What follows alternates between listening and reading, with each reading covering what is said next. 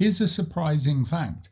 Most learner hesitation has nothing to do with confidence and everything to do with what the pupil is missing in that moment. What if the fastest way to fix hesitation isn't saying to your pupil, go, but asking the right question to find out what the cause of the hesitation is? Hesitation is one of the most common faults you'll see on the ADI Part 3. Happens at junctions, roundabouts, meeting traffic. But here's the key point. Hesitation is the symptom. It's not the cause. Great instructors don't just react to hesitation, they diagnose it. And one of the clearest, most professional ways of doing that is to use what's known as CUSK, K-U-S-C. That's exactly the kind of teaching examiners want to see and what will mark you higher on the ADI Part 3 test. One of the clearest, most professional ways to do that is by using CUSK, K-U-S-C, and the right questions at the right time. That's exactly the kind of clear teaching examiners want to see. So let's look at why hesitating happens. The pupil hesitates and the instructor says, go on, you're fine, go. The car moves, but the lesson doesn't. Why? Because the reason for the hesitation hasn't been addressed. If you don't understand why a pupil hesitates, the same fault will appear again and again. Sometimes 5 junctions later, sometimes 5 minutes later. Phrases like, you could have gone there. Go on, Chris, go. Don't be so hesitant. They only treat the moment, they don't treat the cause. On the Part 3, that looks like reactive teaching rather than instructional. What fixes hesitation properly is asking questions that matches the pupil's area of understanding. This is where CUSK becomes invaluable. Every hesitation you see normally sits in one of these 5 areas. So knowledge. Does your pupil know what they're actually waiting for? For instance, do they know they're looking for a gap that's big enough to enter safely without causing a problem? You might see this because they miss obvious gaps or they're confused when they're scanning. So ask better questions. Do you know what we're waiting for to judge whether it's safe to go? Do you know how we judge that gap? Is it you for understanding they know they need a gap, but they can't apply it or don't understand what a big enough gap is? One of the problems sometimes is that a pupil will say, we're looking for a gap, and the instructor says, yes, that's fine.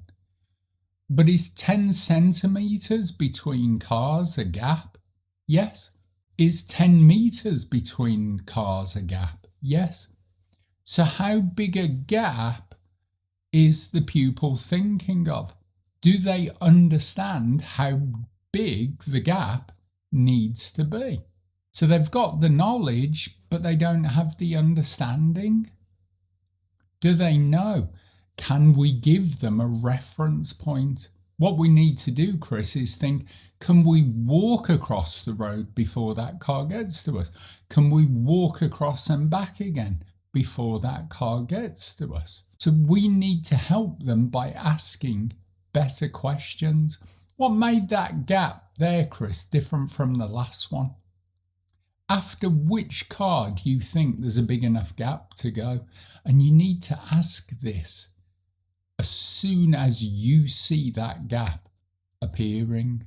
Is it a skills issue? They spot the gap, they know how big the gap is, but they doubt their ability to move away safely. You might see because they're waiting for really big gaps, or they hesitate on hills or tight junctions. What's the reason for it? How do you feel? Do you think that's a big enough gap? Do you think we can get into it? Not really. Why? I'm scared I'm going to stall. I don't think I can coordinate the handbrake and the clutch pedal together. So go back to somewhere quieter, work on those things, then come back to the junction. Is it a confidence thing? They're waiting for permission, not the opportunity. They could be looking at you as the instructor, or they could be saying, can I go now? Why don't we ask them, well, what does your judgment tell you here? If I wasn't here, what would you be deciding? This is what we want to find out, what the actual problem is. See, the same fault, hesitation, can have 4, 5, 6 completely different causes, and each one needs a different question. When your questions match the cause, hesitation reduces, confidence grows, independence develops. That's not luck, that's professional teaching.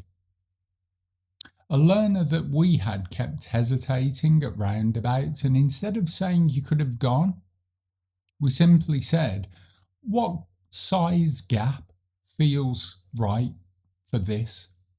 Which vehicle are you using as your reference?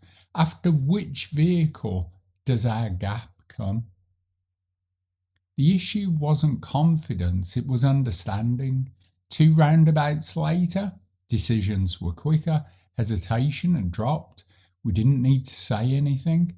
Same pupil, just simply different questions. So why does this score well on the ADI Part 3? Well, from the examiner's seat, this shows you're providing accurate fault analysis. You're doing learner-centered teaching. You're asking effective questions. You're offering correct remedial action. You're not just managing hesitation, you're preventing it. So remember, hesitation is not just hesitation. CUSK helps you find the real cause. Telling fixes the moment. Questioning fixes the pattern. So ask better questions and your pupil will become a calmer, more confident decision maker. Now we'd like to hear from you. What type of hesitation do you see the most? Is it knowledge, understanding, skills, or confidence? What questions do you use to deal with it? Leave a comment below. And if you want more practical ADI Part 3 teaching guidance that actually works in the car, subscribe to the channel for more videos like this. Remember, calm thinking creates confident driving.